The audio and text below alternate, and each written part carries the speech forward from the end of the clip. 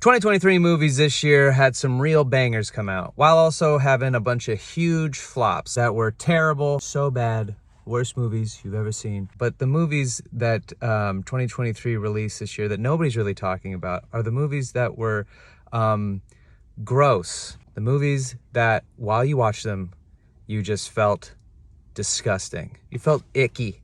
You just like, ugh. Top 5 movies I thought were gonna be good ended up being gross. Number 5, Saltburn. This movie, the trailers made it look like, and also the beginning of the movie, it seems like it's gonna be a budding romance between a young Irish poor nerd and the rich, hot psychopath from Euphoria.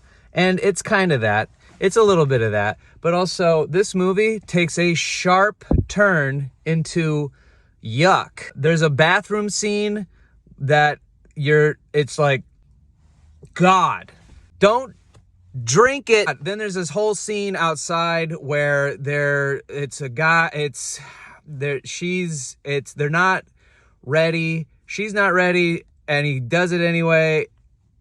Oh, Jesus, fuck. So gross. Thought this movie was pretty insane. Did not see a lot of the things coming that were twisty at the end, and the main character has a pretty decent dick. 9 out of 10. Number 4, Infinity Pool. I gotta be honest, I completely forgot this movie came out at all, really. Now that I think about it, it's gross. It's a gross movie. One of the Skarsgård brothers is a struggling writer who can't follow up his last mediocre book with another book. And then while he's on vacation with his wife, he meets these group of rich people who take him out for the night. And then he gets into an accident where he kills a guy. And they find out if you have a ton of money, you can clone yourself. And then the clone will take the punishment for your crimes. And then they kill the clones. And then as the movie goes, it stops being about the clones and more about how degenerate white rich people are while they're on vacation. And they tortured the Skarsgård, weird contorting face action, and Mia Goth has no eyebrows, and I just felt gross while I watched it. Number 3, Knock at the Cabin. I don't know why I keep giving M. Night Shyamalan the benefit of the doubt. I wrote him off after The Village, and then I was forced to go see The Visit, which ended up being, and it was great. Then he comes out with Split, and you're like, oh, maybe he learned his lesson, and he's back. But then he comes out with Glass and Old, and now Knock at the Cabin. This Shyamalan horse shit, dumb fucking end of the world pile of garbage. When you watch it, you're like, okay, get to it. Like, let's get to it. And then they get to it and you're like, God, it's a waste of time. And then the deaths they're gross, and the plot gross.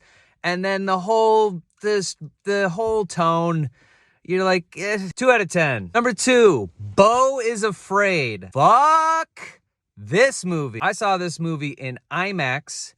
It's 3 hours long. Let's make a movie where we try to show the mind of a paranoid schizophrenic with chronic anxiety. Everything that could go wrong goes wrong pretty badly. It just gets weird and weirder and weirder and grosser, and you feel sick, and you're like watching it and you're like, I want to throw up. It's 3 hours long. It doesn't have to be. I got the point around an hour when he wouldn't leave his fucking apartment, and he has to leave. And he takes a bath. There's a lot of bath related scenes in my list. And Beau is Afraid, there's a whole 45-minute sequence where he's just imagining what his life could be if he wasn't like this. And it's so long, and then it's so boring, and it stops being gross. It just starts being pretentious. Snaps back to reality. We're back with Beau doing things that are causing issues and making things happen that you're like, this is disgusting. It's disgusting. Make it stop. 3 out of 10. And number 1, The Flash. I really wanted this movie to be amazing. I wanted to believe that James Gunn and Tom Cruise saw this movie and the reports were real, that they were like, this is why we go to the movies. And this is not why we go to this movie it's gross because it's a CGI mess. You know how like you look at old movies like in the early 2000s and the 90s that have CGI and you're like, that's pretty good for the time.